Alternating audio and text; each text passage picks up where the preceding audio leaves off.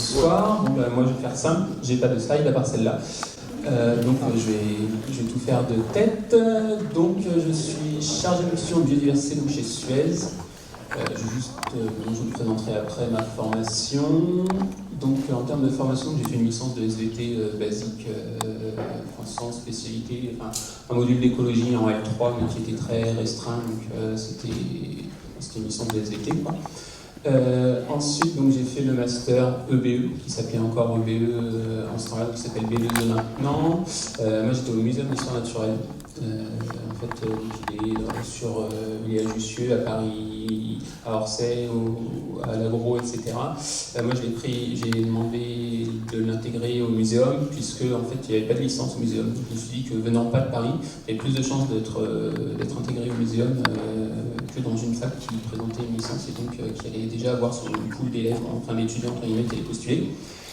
Et donc au cours de ce master, j'ai fait deux stages forcément, un M1, un M2. Mon stage de M1, je l'ai fait justement au muséum, à la ménagerie du Jardin des Plantes avec la vétérinaire pour parler de génétique des populations, plutôt sur des populations captives d'espèces. Donc j'ai découvert l'institution. En M2, j'ai fait un stage à la LPO France sur de la modélisation d'évolution d'aire de répartition d'espèces en fait à partir de données climatiques, etc. Donc là j'ai découvert et le milieu associatif et le milieu de la recherche, parce qu'on était en partenariat avec le CEF de Montpellier. Et en fait, après avoir fait ces deux stages-là, je me suis dit l'institution ça pourrait être intéressant, mais il n'y a pas beaucoup de place. L'associatif c'est bien, mais ils passent leur temps au final à chercher de l'argent pour faire leur projet. Milieu associatif, après d'un point de vue humain, j'avais pas adoré ça parce qu'il y avait quand même une ambiance qui n'était pas extraordinaire. Et en fait, j'avais surtout pas envie de commencer à travailler, donc je me suis dit tiens, et si je refaisais un master? Et je suis tombé sur le master Biotherme qui est hébergé par le Parisien à la Sorbonne et qui est un master de géographie. Et en fait, donc B2E, et oui, aussi il manquait quand même quelque chose avec EBE, qui était que EBE, même avec des parcours pro, sauf expertise confort, parce qu'il est quand même un peu plus spécifique, mais les deux autres parcours pro qu'il y avait en ce temps-là, ils étaient pro, mais très recherche quand même.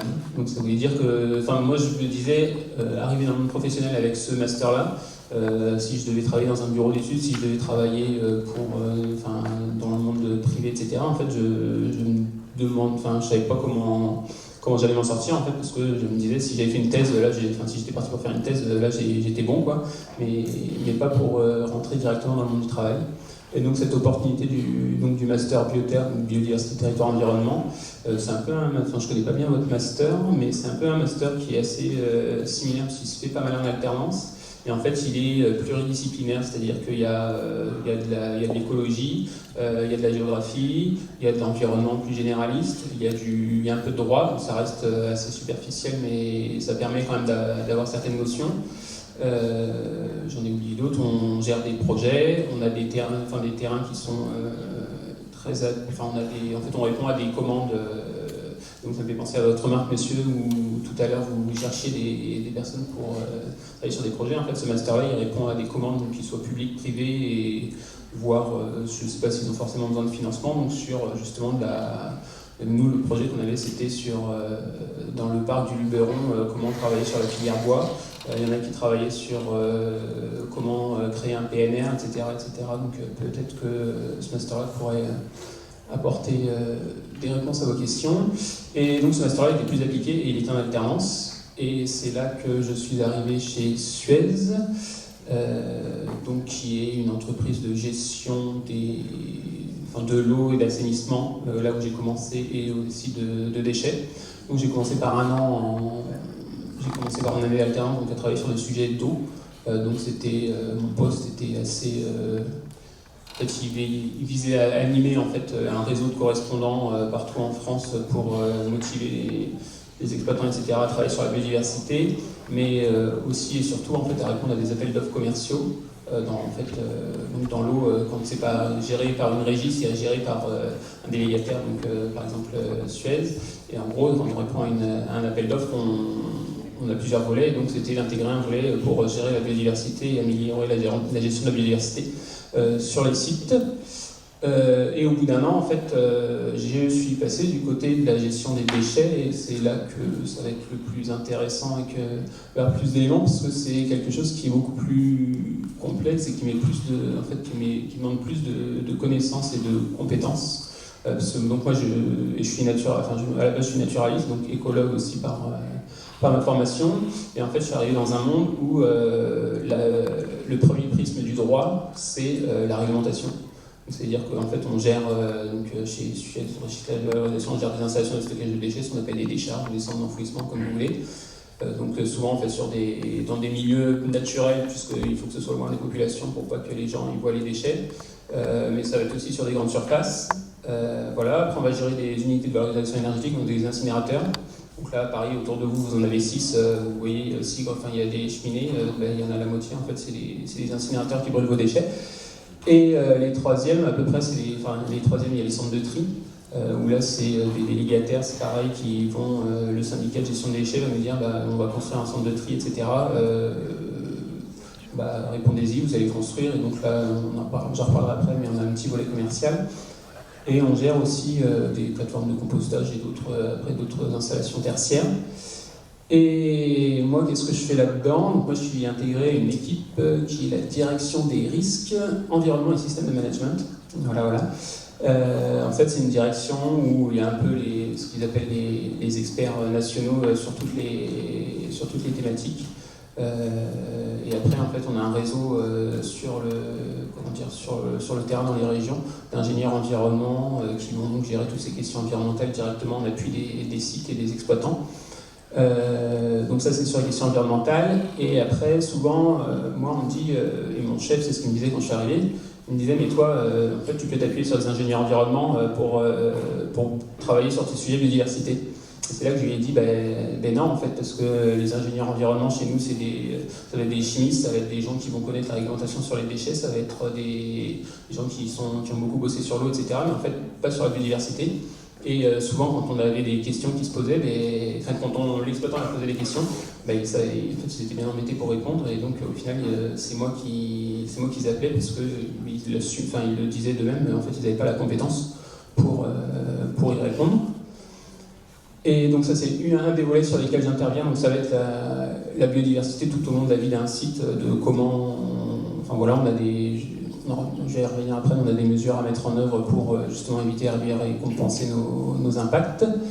Et donc ça, en fait, ces mesures-là, elles sont déterminées. Donc à chaque fois qu'on a un nouveau projet, on est soumis donc, à la réalisation d'une étude d'impact. Donc qui dit étude d'impact dit tout un ensemble d'études, dont une étude de danger, etc. Et dans l'étude d'impact, il y a une étude de faune-flore qui doit être réalisée. Donc avec en fait, on fait des inventaires. Donc justement là, en fait, et aussi un des autres aspects de mon job qui est intéressant, c'est que je travaille avec à peu près tous les acteurs de la biodiversité en France, qu'ils soient associatifs, bureaux d'études, services de l'État, etc. Parce que quand on va faire notre inventaire, on va aller chercher un bureau d'études.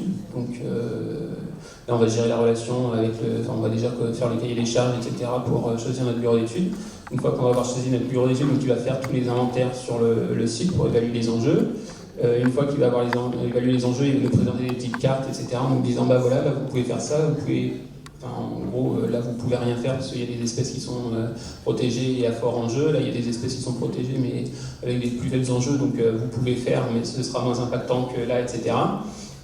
Et tout ça, c'est aussi drivé en interne par un chef de projet qui va travailler sur le développement du projet uniquement.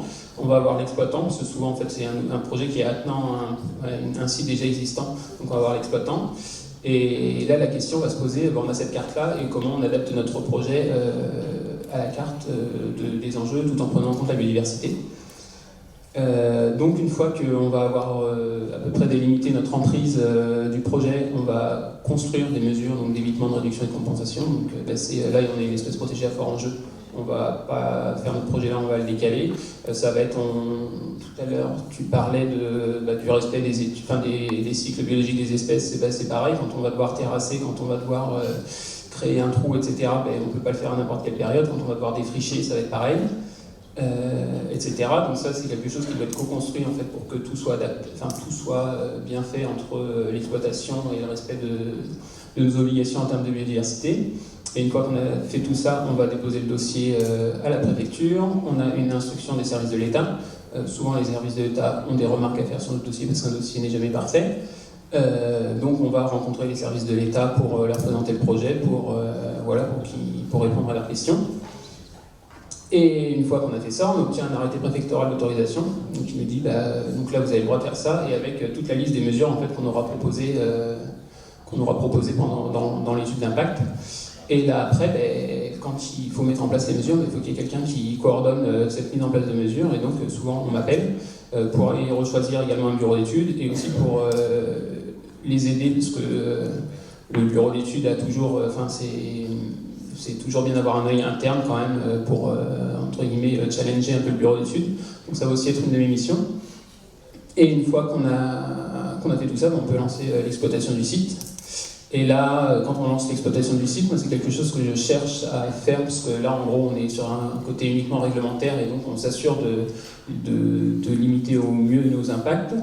Et après, c'est aussi, moi, c'est ce que j'essaie de faire, on peut, en fait, parce qu'on gère 3000 hectares de foncier en France, donc c'est quand même pas rien, dans des milieux, comme je disais, qui sont à proximité de milieux naturels, puisqu'on est loin des populations, et c'est d'aller chercher des associations, etc., pour en fait mettre en place des mesures volontaires sur le site, parce qu'en fait, on a la station de stockage, mais tout autour, en fait, on a toujours un foncier assez important où on ne fait rien, quoi, et donc d'essayer de dédier ce foncier-là justement à la biodiversité.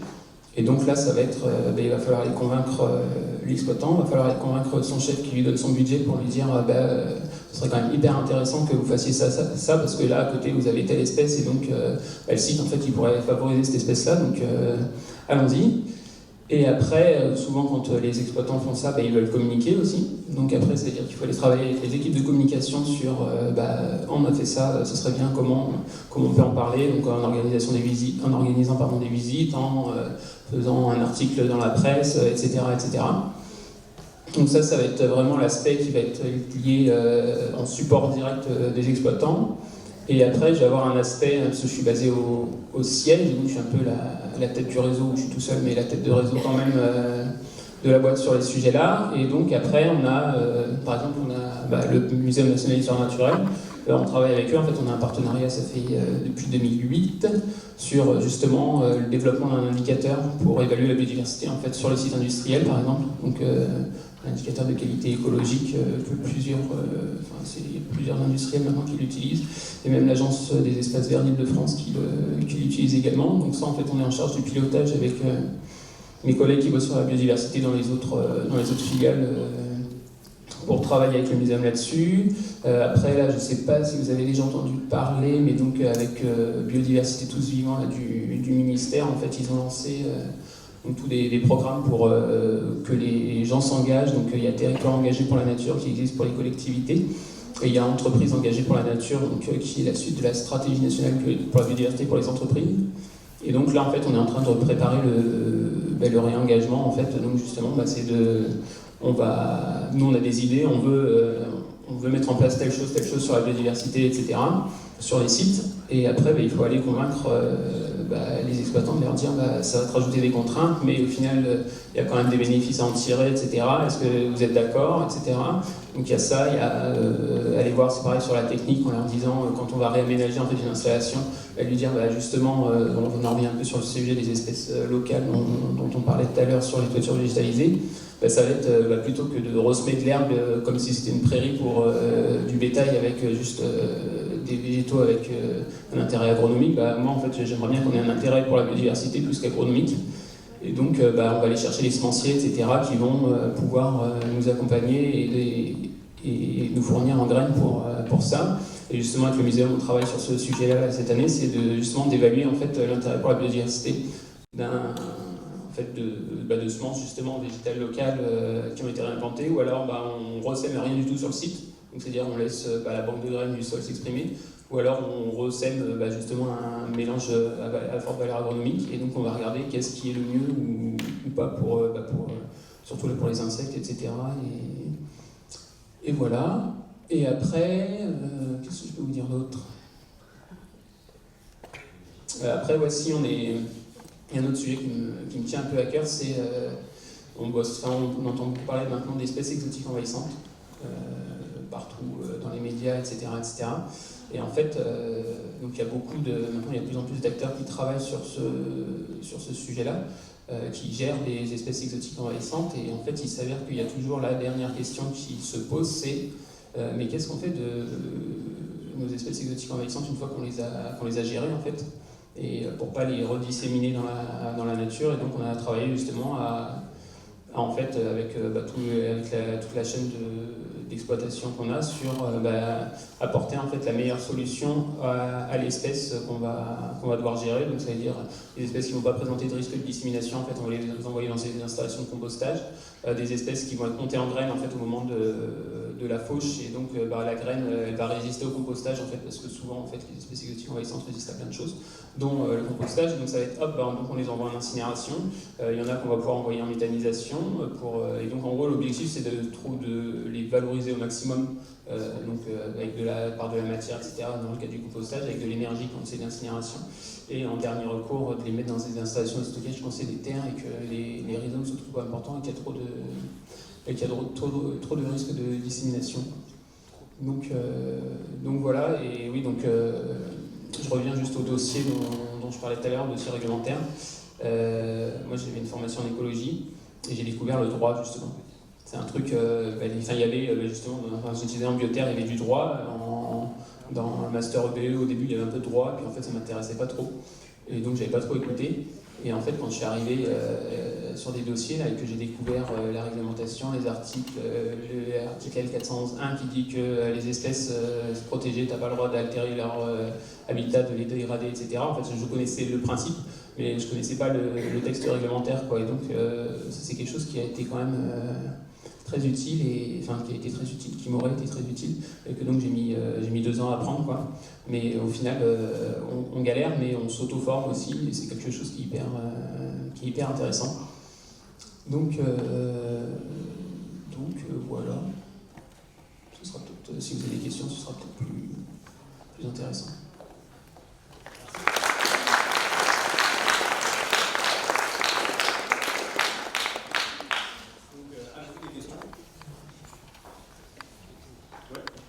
Si vous deviez nous conseiller entre les 2 masters pour commencer, vous diriez quoi aujourd'hui? Pour commencer, je te dirais EBE. Pourquoi? Parce que bioterre, c'est un M2 uniquement déjà. Donc ça veut dire qu'il faut que tu aies fait un M1 avant. Donc, en fait, ce qui est hyper intéressant aussi dans bioterre, c'est que, en EBE, en fait, c'est des gens qui ont fait le cursus entre guillemets classique, licence M1, licence de bio, etc., et qui arrivent en fait pour continuer en fait en écologie, etc. Et bioterre, le fait que ce soit un M2 qui soit en alternance et qui soit assez appliqué, en fait, c'est des gens c'est pas des gens qui justement finissent leur cursus et se disent tiens, je vais faire bioterre, sauf les géographes du M1 géographie de la Sorbonne, mais c'est des gens qui vont se dire soit j'ai fait de la biodiversité autrement, un peu comme moi, il me manque cet aspect-là et donc je vais le découvrir. Ça va être après il y a des juristes qui avaient fait il y avait 3 juristes, il y en avait une qui avait fait du droit de l'économie, il y en a une qui avait fait du droit des contrats et machin, et en fait ils se sont dit mais qu'est-ce que je vais faire avec ça pour l'environnement? Rien. Donc en fait, je vais faire bioterre pour avoir en fait ça permet d'avoir un socle de base. Tu vas pas être spécialiste, mais tu vas être généraliste. Tu vas avoir un socle de base là-dessus. Alors que si tu fais EBE, tu vas être quand même plus généraliste scientifique, sur des questions scientifiques, etc. Voilà. Et puis ouais, c'est hyper multidisciplinaire. Il y a vraiment des gens qui viennent de partout en bioterre. Et après, votre master, je sais pas, il est peut-être intéressant. Je veux dire, en termes d'alternance, je sais pas si c'est le côté alternance aussi qui t'intéresse, mais c'est hyper cool.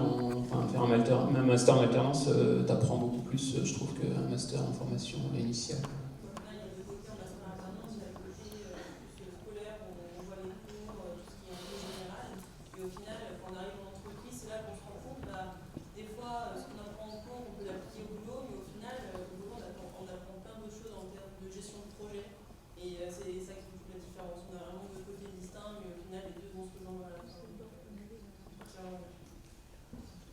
est-ce que du coup, dans votre département chez Suez, vous prenez des stagiaires, vous êtes alternants aussi? Ça, c'est la grande question. Moi, je suis arrivé en alternance et en fait, le truc, c'est que, en fait, j'ai été un vrai alternant. Ce que je veux dire, c'est que chez Suez, il y a des postes où on prend un alternant tous les ans, en fait. Tu vois, c'est genre dans la com ou au marketing, on prend un alternant tous les ans parce que ça coûte moins cher qu'un poste, etc. Et en fait, moi, il s'est avéré que ils m'ont pris et à la base, ils m'avaient dit qu'ils ne me recruteraient pas, mais au final, ils m'ont recruté. Donc voilà, donc ça veut dire et en fait on a été en 3 ans, on a été 3 alternants chez Suez sur la biodiversité, on est tous les 3 restés. Donc c'est-à-dire qu'on a un peu restaté les équipes, quoi. Les sujets d'entreprise aussi, c'est pas les mêmes contraintes financières, mais il y a toujours ces questions de budget, etc. Où une collectivité, dans le public, votre objectif, c'est quand même de servir le bien commun, entre guillemets. Nous, faut quand même en être conscient, c'est que faut servir les finances de la boîte, quoi. Voilà, après, ça, c'est quelque chose. Quand j'ai fait EBE, justement, en fait, la plupart de mes amis, ils sont tous partis dans des bureaux d'études, ils sont partis j'ai des amis qui sont à l'ARB, à l'AFB, etc. Et en fait, quand je suis parti, on doit être 2 à être partis dans le privé, dans les gens que je connais hors bureau d'études. Et je suis un peu toujours je suis le deuxième vilain petit canard de la soirée, quoi. Parce qu'ils me disent, mais qu'est-ce que tu fais chez Suez, etc., etc.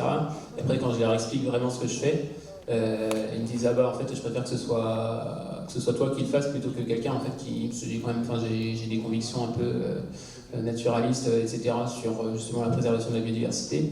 Et ce que je dis, c'est que je suis un peu pas l'extraterrestre, mais je me dis c'est un moyen de faire bouger les choses aussi, quoi. Quand on parle aux gens avec conviction, quand on leur dit là tu vas faire une connerie, etc. Et en fait ça marche, quoi. Au bout d'un moment, des fois il faut leur répéter, il y en a tu vas leur répéter une fois, il y en a tu vas leur répéter 10 fois, mais au final ça marche. Et donc ce côté vraiment de faire évoluer la mentalité de l'entreprise, c'est plus compliqué que quand tu es dans une structure qui est déjà convaincue. T'as pas les mêmes difficultés, mais je trouve que c'est un challenge qui est hyper intéressant et qui fait que tu t'ennuies pas, quoi.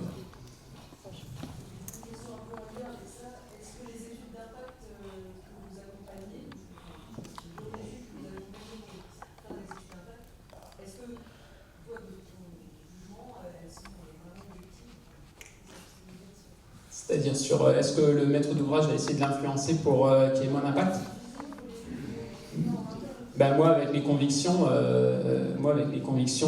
les études d'impact reflètent les vrais impacts. Je te dirais qu'il y a d'autres maîtres d'ouvrage où l'étude d'impact... et après, ça va dépendre du bureau d'études que tu vas prendre aussi. Il y a des bureaux d'études qui sont connus pour... il y en a, s'il y a quelque chose qui ne te plaît pas, tu peux leur faire changer, quoi.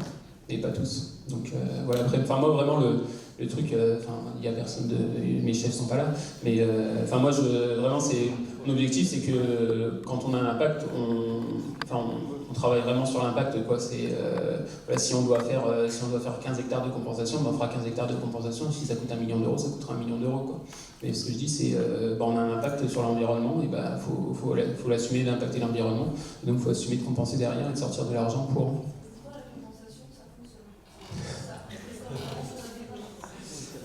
Non, jamais, c'est pas possible. Ça dépend quel milieu après, quel milieu tu vas impacter.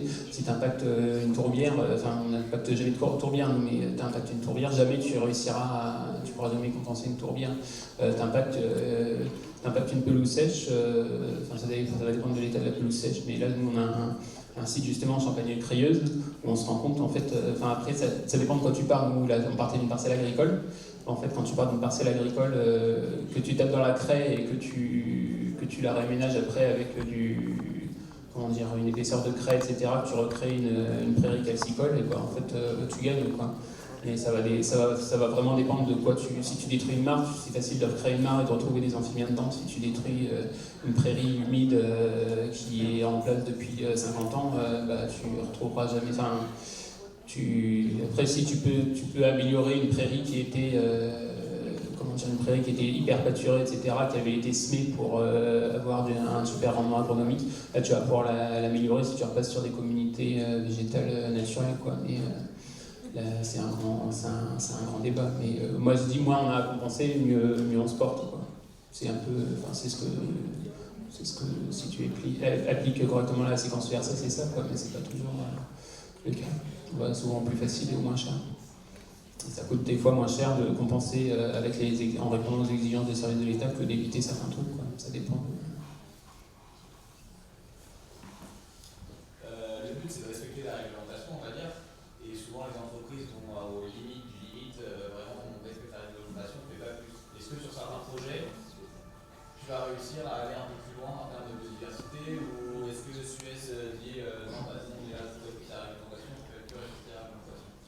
Mais ça va dépendre des sites, je dirais. Les sites aujourd'hui, ça dépend des personnes, ça dépend des sites. Enfin, vraiment, c'est vraiment ça, et c'est ça que je trouve aussi qui est hyper intéressant, c'est qu'il y a beaucoup d'humains qui jouent là-dedans. Il y en a qui vont se dire, bah non, moi j'ai ça, j'ai fait ça, je vais pouvoir en faire plus, voilà. Après, il y en a quand tu vas commencer à leur dire, bah tiens, tu pourrais faire ça aussi.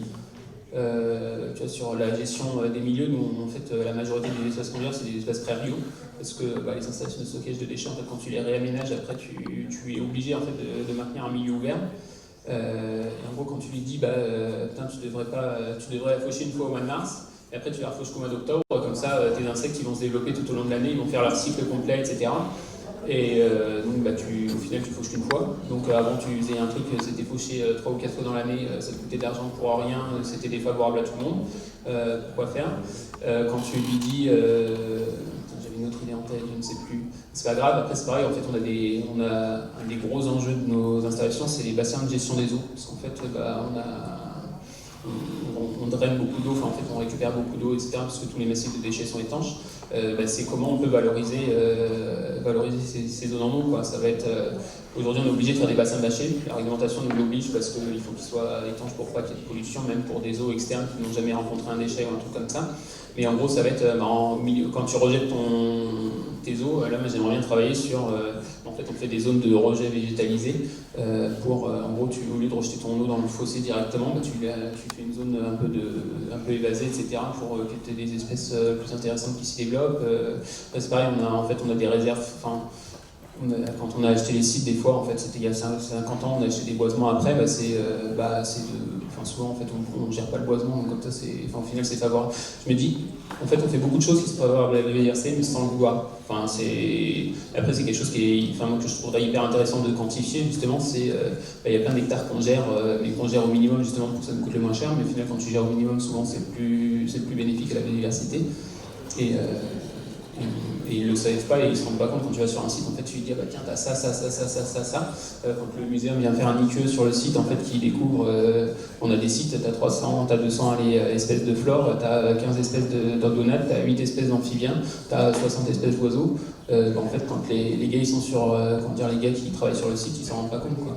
Et moi je trouve aussi qui est hyper intéressant, c'est justement de faire toute cette pédagogie auprès des exploitants. Parce que nous, en fait, quand tu regardes les gens qui bossent sur les sites, c'est des gars qui sont sur un engin toute la journée et qui compactent du déchet, quoi.